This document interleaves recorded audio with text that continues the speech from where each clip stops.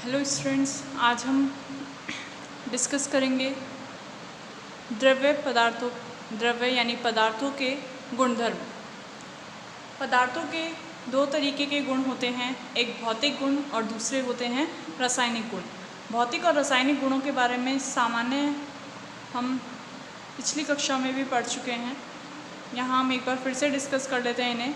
पहले हम बात कर रहे हैं भौतिक गुणधर्म की। भौतिक यानी कि फिज़िकल जो प्रॉपर्टीज़ होती हैं उनके बारे में बात करते हैं। किसी भी द्रव्य के वे गुणधर्म जिन्हें रासायनिक संगठन में परिवर्तन किए बिना मापा जा सकता है, भौतिक गुणधर्म कहलाते हैं। यानी ऐसे गुण जिन्हें बिना किसी चेंज के, बिना किसी परिवर्तन के आसानी से मापा जा सकता है, भौतिक गुणधर्म कहलाते हैं। सामान्यतः भौतिक गुणधर्म जो होते हैं उन्हें हम बाहर से देखकर उनके बारे में बता सकते हैं, उनका मेज़र कर सकते हैं, उन्हें बाहर से देखकर हम पहचान सकते हैं। जैसे किसी पदार्थ का रंग हम देखकर उसके बारे में बता सकते हैं कि कैसे रंग का है, उसकी गंध, उसे सूंघकर उसके बारे में बता सकते हैं, या उसका द्रव्यमान, उसका वज़न किया जा सकता है, द्रव्यमान नाप सकते हैं, उसका आयतन, उसका घनत्व। यानी ऐसे सभी गुण जिनको देखकर या जिनके बारे में आसानी से मापा जा सके, जिन्हें, वो सभी गुण क्या कहलाएंगे? भौतिक गुणधर्म कहलाते हैं। जैसे लंबाई हो गया, उसे हम किसी मशीन से स्केल के थ्रू नाप सकते हैं। तो ऐसे गुण जिन्हें आसानी से नापा जा सके वो सभी किस में आएंगे? भौतिक गुणों में आते हैं। दूसरे होते हैं रासायनिक गुणधर्म। रासायनिक गुणधर्म क्या होते हैं? किसी भी द्रव्य के वे गुणधर्म जो उस द्रव्य के रासायनिक संगठन में परिवर्तन करके मापे जा सके, उन्हें रासायनिक गुणधर्म कहते हैं। यानी कि ऐसे गुण जो कि उस पदार्थ की रासायनिक संगठन से जुड़े हुए होते हैं, रासायनिक संगठन में परिवर्तन करने पर प्राप्त होते हैं, वो गुणधर्म क्या कहलाते हैं? रासायनिक गुण कहलाते हैं। इसके अंतर्गत सभी प्रकार की रासायनिक अभिक्रियाएं, जितनी भी अभिक्रियाएं होती हैं वो सभी किस में आती हैं? रासायनिक गुणों में आती हैं। जैसे ऑक्सीकरण अभिक्रिया, अपचयन अभिक्रिया, प्रतिस्थापन अभिक्रिया, विस्थापन अभिक्रिया, ये सब हम पढ़ चुके हैं छोटी क्लासेस में। हमारे पास से 8 से 10 तक कई बार रिपीट हुआ है हमारे पास। तो यहाँ हम कह सकते हैं कि सारी जितनी भी रासायनिक अभिक्रियाएं होती हैं वो सब रासायनिक गुणों के अंतर्गत आती हैं, जबकि सामान्य जो गुण होते हैं जिनको आसानी से माप सकते हैं वो सब भौतिक गुणों के अंतर्गत आते हैं। इस चैप्टर में हम भौतिक गुणों के बारे में पढ़ेंगे कि भौतिक गुणधर्म जो होते हैं उन्हें किस तरीके से मेज़र किया जा सकता है, किस तरीके से मापा जा सकता है। तो यहाँ पे हमारे पास जो नेक्स्ट टॉपिक है वो है द्रव्य का मापन, जिसमें हम उसके भौतिक गुणधर्मों के मापन को पढ़ेंगे। सन 1960 में हुए सम्मेलन में वैज्ञानिकों ने निर्धारित किया कि द्रव्य के मापन के लिए एक SI प्रणाली, इंटरनेशनल सिस्टम पद्धति को प्रयुक्त किया जाएगा, जिसके अंतर्गत निम्न 3 प्रकार की प्रणालियाँ काम आती हैं। देखिए यहाँ पे जो द्रव्य का मापन है उसकी आवश्यकता क्यों थी या किसी सिस्टम की ज़रूरत क्यों थी? क्योंकि अगर हम बात करें कि अलग अलग देशों में अलग अलग तरीके की नापने की इकाइयाँ हो सकती हैं, जिसकी वजह से अगर वैज्ञानिक एक स्थान से दूसरे स्थान पे जाते हैं रिसर्च के लिए, तो उन्हें उस इकाई को नापने के लिए वहाँ की स्थानीय जो इकाई होती है उनको यूज़ करना पड़ता है, जिसकी वजह से उनकी जो कैलकुलेशन होती है उसमें क्या आती है? दिक्कत आती है।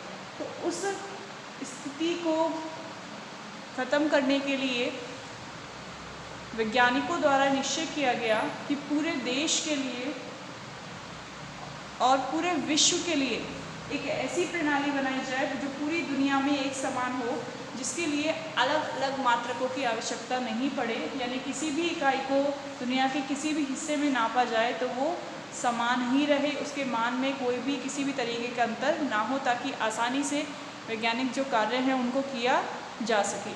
तो उसके लिए एक ऐसा सिस्टम बनाया गया जो पूरे विश्व में एक समान है। इंटरनेशनल सिस्टम जिसको हम बोलते हैं, SI सिस्टम ये कहलाता है। और इस SI सिस्टम के अंतर्गत कुछ प्रणालियाँ काम आती हैं जिनके हिसाब से, जिनके अनुसार इकाइयों को प्रयुक्त किया जाता है। यहाँ मुख्य 3 प्रणालियाँ हैं। पहला MKS जो कि m मीटर के लिए, k किलोग्राम को और s सेकंड को दर्शाता है। मीटर यानी लंबाई, किलोग्राम यानी कि द्रव्यमान और सेकंड यानी कि समय। तो लंबाई, द्रव्यमान और समय को दर्शाने के लिए प्रयुक्त किए गई ये प्रणालियाँ। उसी तरीके से CGS एक पद्धति है। इस पद्धति में मीटर की जगह पे सेंटीमीटर को, किलोग्राम की जगह पे ग्राम को और सेकंड के लिए सेकंड ही, समय के लिए सेकंड ही यूज़ किया गया है। तीसरी पद्धति FPS बनाई गई, जिसमें मीटर की जगह लंबाई को नापने के लिए फीट का, द्रव्यमान को नापने के लिए पाउंड का और समय को नापने के लिए सेकंड का प्रयोग किया जाता है। तो इस तरीके से तीनों पद्धतियाँ जो हैं उनके द्वारा हम लंबाई, द्रव्यमान और समय को आसानी से नाप सकते हैं। भौतिक राशियों का मापन। भौतिक राशियाँ दो तरीके की होती हैं, मूलभूत राशियाँ और दूसरी होती हैं व्युत्पन्न राशियाँ। मूलभूत राशियाँ ऐसी राशियाँ होती हैं, वे भौतिक राशियाँ जिन्हें किसी अन्य राशि के द्वारा प्राप्त ना किया जा सके, यानी जिन्हें किसी दूसरी राशि से बनाया नहीं गया है, मूलभूत राशियाँ कहलाती हैं। इनके लिए प्रयुक्त मात्रकों को मूलभूत मात्रक कहते हैं। ये जो राशि हैं अपने आप में कैसी हैं? मूलभूत राशि हैं, बेसिक यूनिट्स ये कहलाती हैं और इनके जो मात्रक हैं वो भी क्या कहलाएंगे? मूलभूत मात्रक कहलाते हैं। ऐसा ही सिस्टम जो है, इंटरनेशनल सिस्टम जो बनाया गया है, उस सिस्टम के हिसाब से 7 मूलभूत राशियाँ बनाई गई हैं, जिनके लिए उनका प्रतीक, उनके जो मात्रक हैं वो फिक्स किए गए हैं, निश्चित कर दिए गए हैं। मूलभूत मात्रक जो निम्न हैं। पहली मूलभूत राशि द्रव्यमान। द्रव्यमान का प्रतीक होता है m, इसे स्मॉल लेटर में m से दर्शाते हैं। मात्रक इसके लिए प्रयुक्त किया जाता है किलोग्राम, जिसका प्रतीक है kg। लंबाई को दर्शाने के लिए L का यूज़ करते हैं, स्मॉल लेटर में L, इसका मात्रक होता है मीटर। ऐसा ही सिस्टम के अकॉर्डिंग, इंटरनेशनल सिस्टम जो है उसके अकॉर्डिंग इसका मात्रक क्या है? मीटर है और इसको प्रदर्शित करने के लिए स्मॉल m का यूज़ करते हैं। समय को नापने के लिए समय को t से दर्शाते हैं, नापने की इकाई इसकी सेकंड है, जिसको स्मॉल s से दर्शाते हैं। ताप, ताप को कैपिटल T से दर्शाया जाता है, नापने की इकाई केल्विन, केल्विन में इसको नापा जाता है, इसका मात्रक केल्विन है और इसके लिए प्रतीक यूज़ किया जाता है कैपिटल K। विद्युत धारा 5वीं मूलभूत राशि है, इसको कैपिटल I से दर्शाते हैं। मूलभूत मात्रक इसका एम्पियर और इसको दर्शाने के लिए कैपिटल A का प्रयोग किया जाता है। नेक्स्ट इकाई हमारे पास ज्योति तीव्रता है, जिसका प्रतीक है IV। इसका मूलभूत मात्रक है कैंडेला, जिसे CD से दर्शाते हैं। और लास्ट मूलभूत राशि 7 नंबर की है पदार्थ की मात्रा, जिसको स्मॉल n से दर्शाते हैं। इसके लिए मात्रक यूज़ किया जाता है मोल और मोल का प्रतीक है MOL। तो इस तरीके से 7 मूलभूत राशियाँ बनाई गई हैं, जिनके लिए मात्रक उनके फिक्स कर दिए गए हैं, जो कि इंटरनेशनल सिस्टम के मात्रक हैं। ठीक है, यहाँ अगर हम बात करें तो ये इंटरनेशनल सिस्टम जो होता है, इसमें मूलभूत राशियों को दर्शाने के लिए 2 चीज़ें ली जाती हैं। पहला उसका संख्या और दूसरा होता है उसका मात्रा। किसी भी राशि के दर्शाने के लिए उसमें 2 चीज़ों की आवश्यकता होती है। एक होता है उसका नंबर, यानी कि उसकी संख्या, और साथ में लिया जाता है उसका मात्रा, और इन दोनों से मिलकर उस राशि को पूर्ण रूप से हम दर्शा सकते हैं। तो कोई भी भौतिक राशि जो है उसको दर्शाने के लिए किसका हम यूज़ करते हैं? जिस तरीके का, जिस मात्रात्मक व्यवस्था का यूज़ किया जाता है, उसमें पहले क्या लिखा जाता है? नंबर यानी कि संख्या, और उसके पीछे लिखी जाती है उसकी यूनिट यानी कि मात्रा। जैसे अगर मुझे लंबाई को दर्शाना है, तो लंबाई को दर्शाने के लिए अगर हम लंबाई को दर्शा रहे हैं, तो लंबाई को दर्शाने के लिए हम क्या यूज़ कर रहे हैं? मान लो किसी टेबल की लंबाई 4 मीटर है, तो यहाँ 4 इसका संख्या है, संख्यात्मक मान है, और m स्मॉल m जो है वो किसको दर्शा रहा है? मीटर, यानी कि इसके मात्रक को। तो 4 मीटर अपने आप में किसको दर्शा रहा है? लंबाई को। तो मूलभूत राशियाँ जो हैं उनके उनमें मात्रक लिखे हुए हैं और उनके आगे संख्या लिखकर उस पूरी राशि को आसानी से दर्शाया जा सकता है। ठीक है, तो ये तो हो गई मूलभूत राशियाँ। अब कुछ राशियाँ ऐसी भी थीं जो मूलभूत नहीं थीं, बल्कि उन्हें मूलभूत राशियों से क्या किया गया है, बनाया गया है।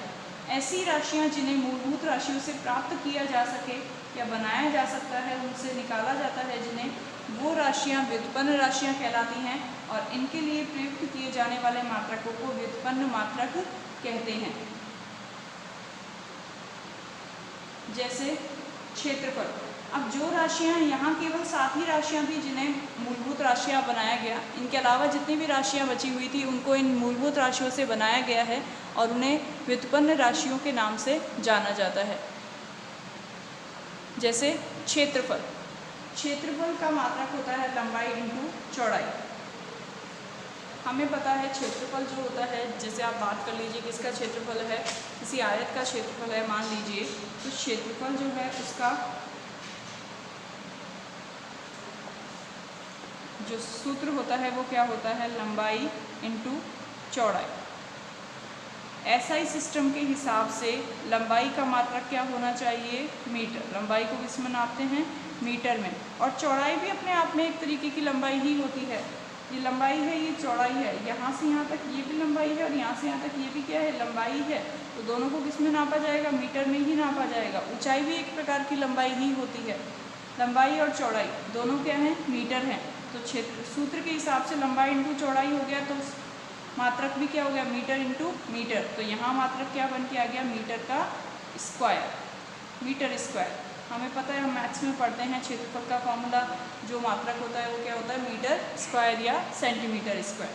तो इस तरीके से व्युत्पन्न राशि हो गई क्षेत्रफल, जिसको किससे प्राप्त किया गया है, एक भौतिक मूलभूत भौतिक राशि मीटर से बनाया गया है। इससे आगे इसके अन्य मात्रकों को व्युत्पन्न किया गया है। तो ये मात्रक अपने आप में क्या कहलाएगा, व्युत्पन्न मात्रक। ये डिराइव्ड है और ये क्या है, मूलभूत मात्रक था, जिससे कि नए मात्रक को बनाया गया है। तो जिन राशियों को एसआई सिस्टम में नहीं लिया गया, उन राशियों को मात्रक को हम मूलभूत मात्रकों की सहायता से प्राप्त करते हैं।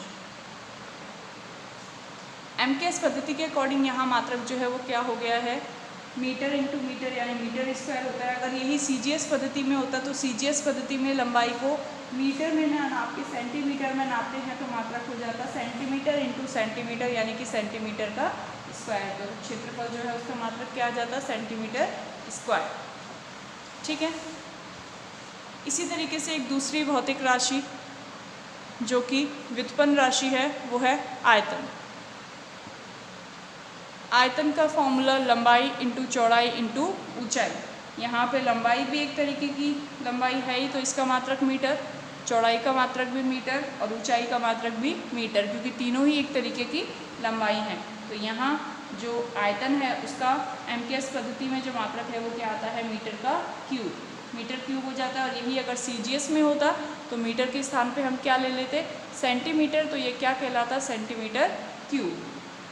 ठीक है। किसी पदार्थ का आयतन क्या होता है, जितना स्थान वो पदार्थ घेरता है, स्पेस में जितना स्थान कोई पदार्थ घेरता है, वो घेरा गया स्थान उसको क्या कहलाता है, आयतन कहलाता है। नेक्स्ट है घनत्व। घनत्व क्या होता है, घनत्व जो होता है वो रिलेटेड होता है द्रव्यमान और आयतन से। किसी वस्तु के एक निश्चित आयतन में उपस्थित द्रव्यमान उसका क्या कहलाता है, घनत्व कहलाता है। जैसे अगर हम एक की बात कर ले कि 1 मीटर स्क्वायर में 1 मीटर क्यूब आयतन के अंदर कितना द्रव्यमान उपस्थित है, वो उसका क्या कहलाएगा, घनत्व कहलाता है। तो घनत्व का जो फॉर्मूला होता है वो क्या होता है, द्रव्यमान बटे में आयतन। यहाँ पे हम फॉर्मूले के अकॉर्डिंग ही उनकी वैल्यूज़ रख रहे हैं, मात्रक रख रहे हैं। द्रव्यमान का मात्रक क्या होता है, किलोग्राम होता है, और आयतन का मात्रक क्या होता है, मीटर क्यूब होता है। अभी हमने निकाला है यहाँ से एसआई सिस्टम के अकॉर्डिंग।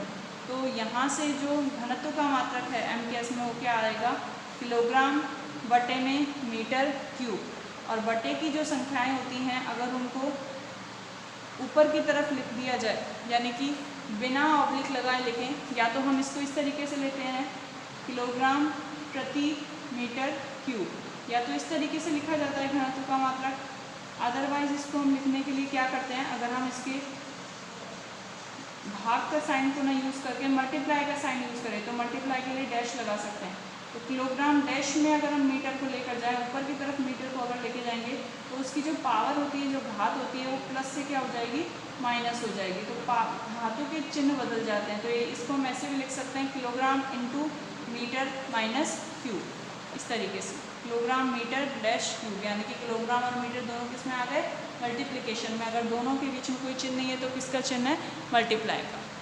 ठीक है, तो इस तरीके से घनत्व का जो मात्रक है वो क्या होता है, किलोग्राम प्रति मीटर क्यूब।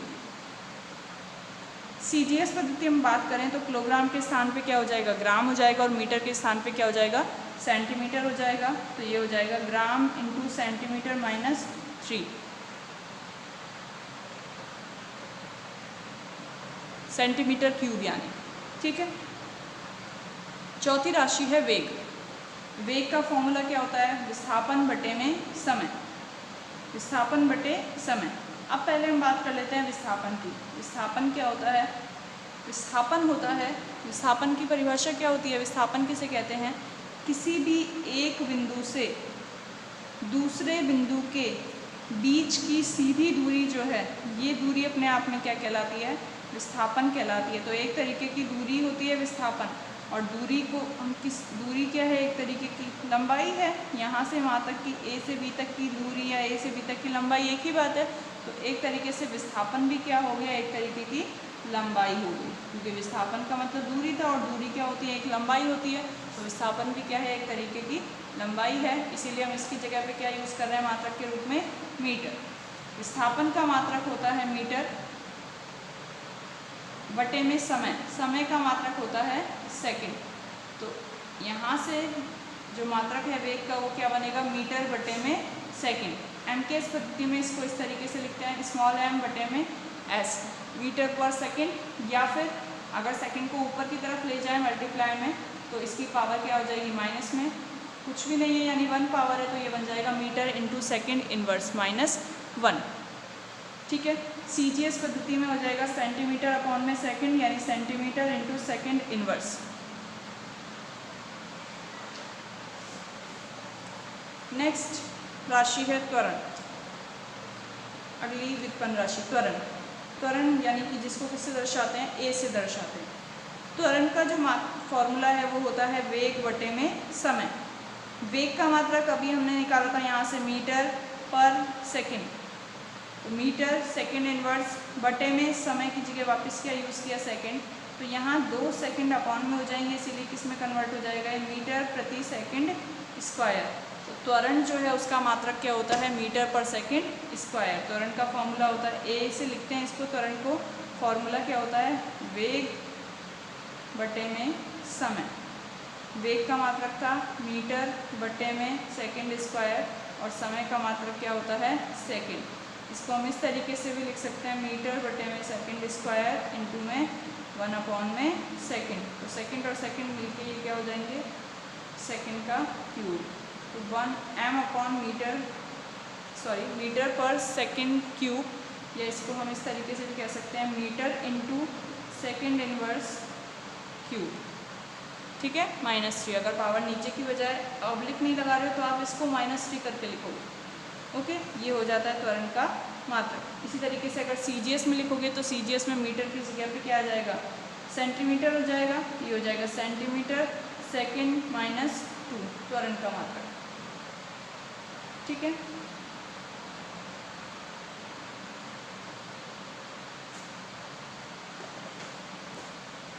सॉरी ये मीटर पर सेकंड है, वेग का मात्रक है, तो ये आपके पास हो जाएगा मीटर पर second square, not cube.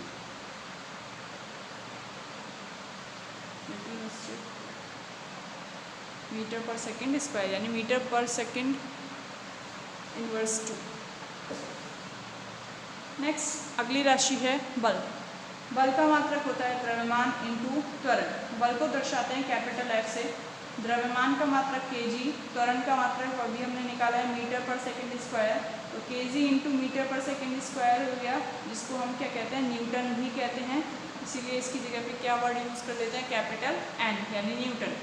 CGS पद्धति में मात्रक किलोग्राम की जगह पे ग्राम हो जाएगा, मीटर की जगह सेंटीमीटर, सेकंड का सेकंड ही रहेगा, second inverse as it is रहेगा, तो ये कन्वर्ट हो जाएगा ग्राम इंटू सेंटीमीटर,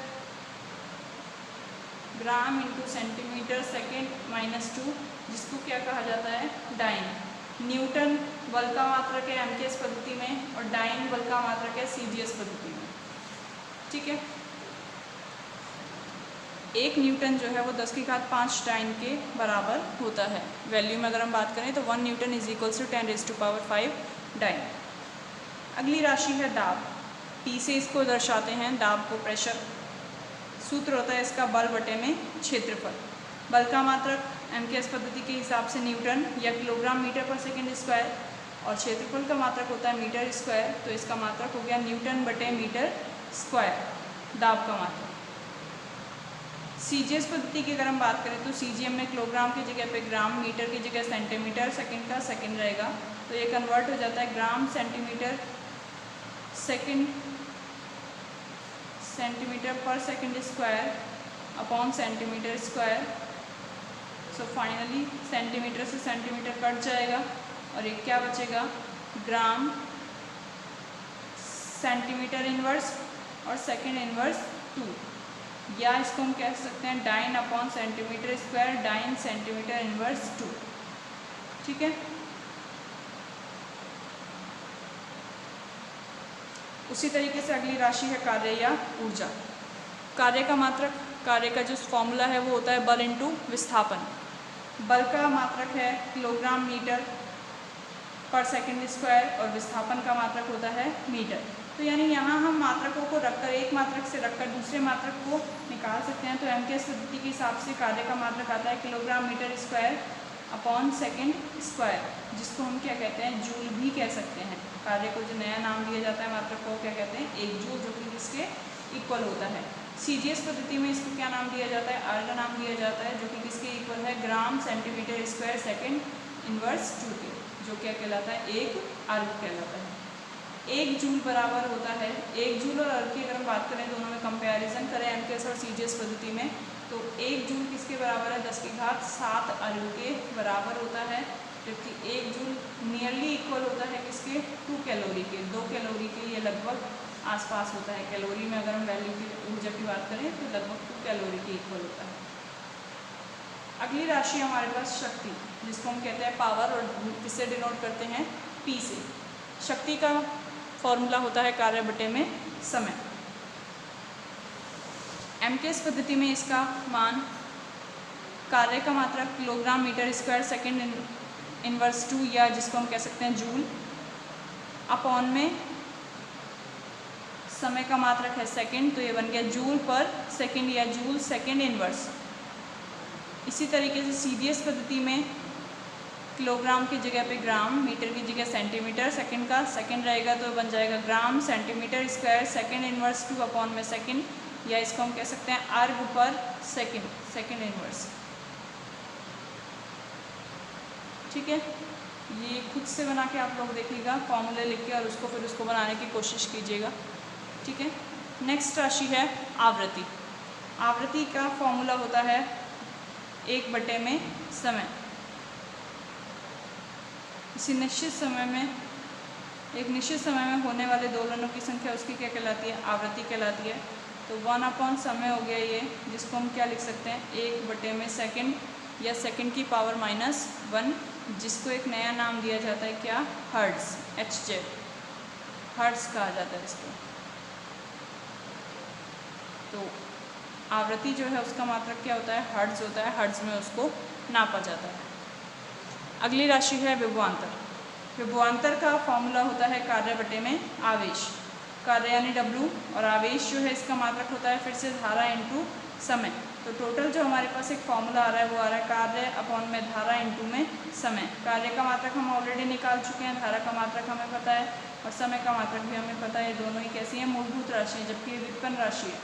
तो यहाँ कार्य का मात्रक क्या हो गया, kilogram metre square second -2 upon में धारा का मात्रक A और समय का मात्रक सेकंड। सो फाइनली सेकंड से सेकंड कट, सॉरी नीचे हैं, तो दोनों मल्टीप्लाई हो जाएंगे, तो ये कन्वर्ट हो जाएगा kilogram metre square second -3 A-1 सबको ऊपर ले लिया तो उसी तरीके से CGS पद्धति में किलोग्राम की जगह ग्राम, मीटर का सेंटीमीटर हो जाएगा, तो ये हो जाएगा gram centimetre square second inverse 2 upon में A इंटू एस। फाइनली ये हो जाएगा gram centimetre square second inverse 3 A-1। ठीक है, विभवांतर को V से डिनोट करते हैं और इसका जो फॉर्मूला है वो क्या होता है, V is equals to I into R. Ohm के नियम से इसको हम पढ़ चुके हैं लास्ट क्लासेस में। या V is equals to I का मात्रक है A एम्पियर और R का मात्रक है ओम, तो विभवांतर का मात्रक क्या हो जाता है ओम इंटू एम्पियर।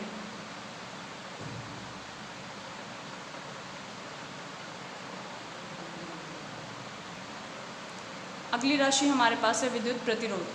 विद्युत प्रतिरोध यानी प्रतिरोध है R।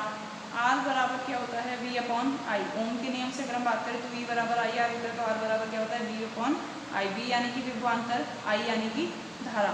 विभवांतर का फॉर्मूला जो है वो होता है कार्य बटे में आवेश, और धारा के लिए इसको हमने अलग से लिख लिया 1 अपॉन में धारा। कार्य का मात्रक, आवेश को भी हम अगर फिर से निकालें कि आवेश के मात्रक क्या होता है, तो आवेश की जगह हम लिख सकते हैं धारा इंटू समय। तो फाइनली हमारे पास जो फॉर्मूला बनता है वो बनता है कार्य बटे में धारा इंटू समय इंटू 1 बटे में धारा।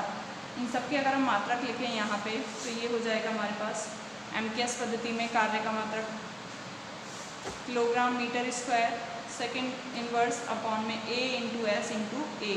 ये धारा के लिए हैं दोनों और ये समय के लिए है। फाइनली जो फॉर्मूला निकलेगा वो बनेगा किलोग्राम मीटर स्क्वायर सेकेंड -3 और A-2। CGS पद्धति में gram centimetre square second inverse 3 and A inverse 2।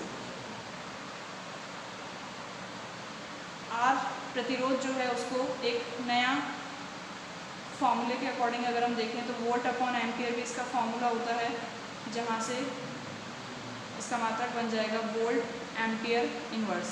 Volt यानी विभवांतर के लिए, एम्पियर यानी धारा के लिए। तो R is equals to V upon I से हम एक नया फॉर्मूला एक नए रूप में मात्रक को लिख सकते हैं वोल्ट पर एम्पियर।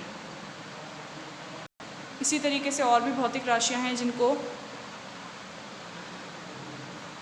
बेसिक मूलभूत राशियों की सहायता से उनके मात्रकों को आसानी से ज्ञात किया जा सकता है।